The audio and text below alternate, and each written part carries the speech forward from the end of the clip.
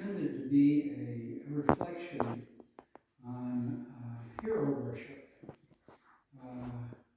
but I dedicated it to my older brother who has since passed, and the poem in the meantime has come to mean something else.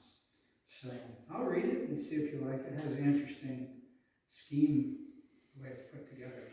It's called Bridge. On the hottest days, we walk down to the river and bring along a bar of soap, the kind that floats instead of sinking. I couldn't swim, but that was all right. I'd sit in the water on a ledge, under the bridge, splashing. My big brother kept an eye on me as I scrubbed while he swam with his buddies and took turns swinging on a rope that hung off the iron girders way up there, so when he hurled himself in an arc, screaming, he could let go and fly a ways, then tumble into the green murk, arms and legs flailing. We always played submarine, with me holding my breath as we dove, my arms around his neck, clinging with total trust, amazed by the powerful thrust of his shoulders, the eerie depths, until my lungs began to ache. One little tap, and he'd surge to the surface, haul me back to my ledge, and leave me to ponder my daring. Sometimes, on a dare, he'd climb the bridge and hang from the beams all alone for the longest time, praying for courage, and me looking up, terrified and wanting so bad to be just like him, and waiting. And he'd let go and fall in the middle of the river where there's no bottom, plunging deep in the currents and staying there while everyone went silent till he erupted from the waves, gasping, and swam to the other side.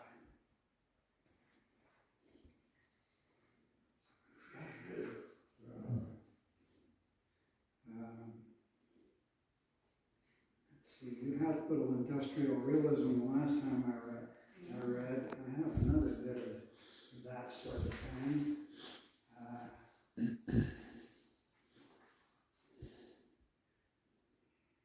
This reflects time spent working the line for General Motors. So it's called Machine. Yeah, learned it in 10 minutes.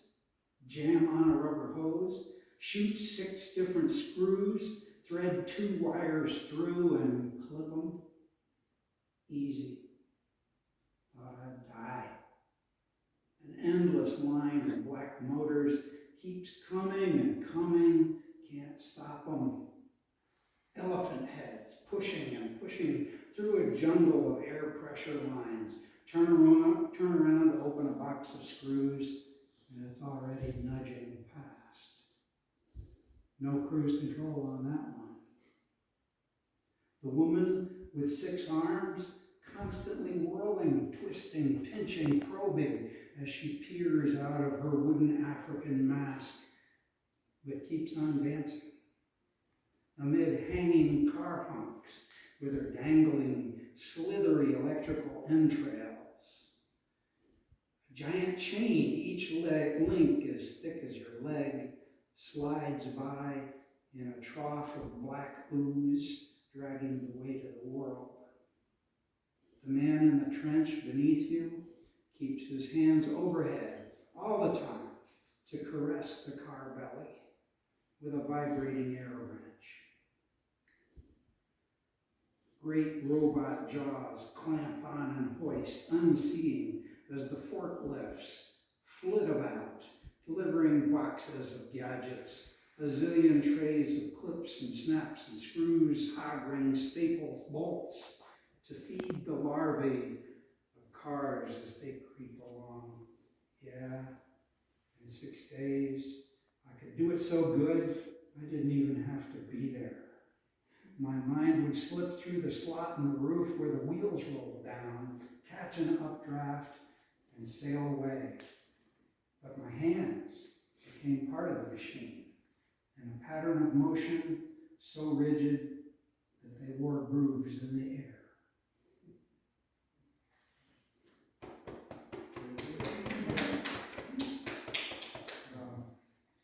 Industrial realism.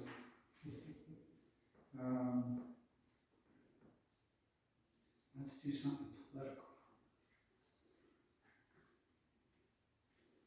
This one's called Dragon, and I guess it's good for any time. Dragon. We have to do something. It's time. We may even be too late. That force of cruelty, death, and hate grows strong by sucking poisons from the depths.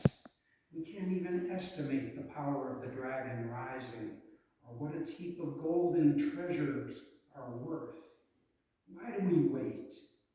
Hey, leave me alone. I just want to live and have a home. Don't give me your problems. No, wait, this problem. It won't pass you by. Look, right over there, the fire falling from the sky.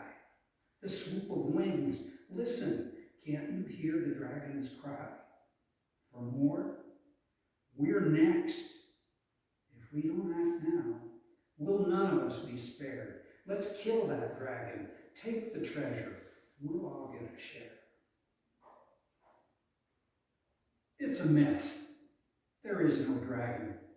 That story's from the long-forgotten past.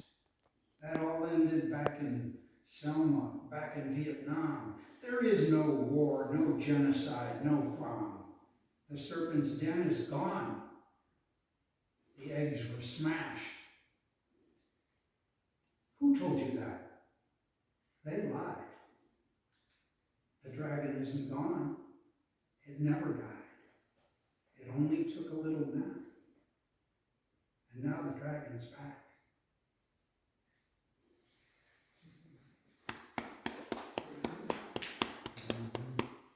So, let me do one more.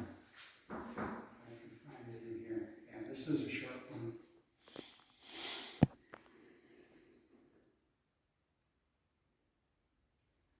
And this one says what it says. It's called Apart.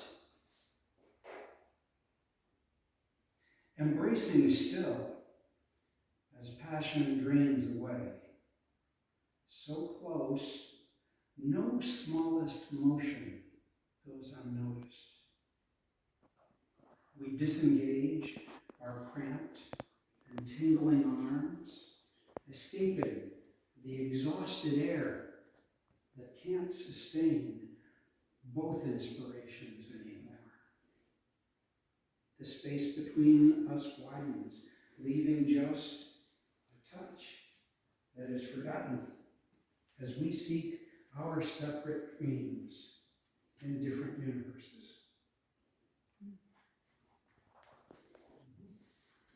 So that's it. Thank you. Very nice.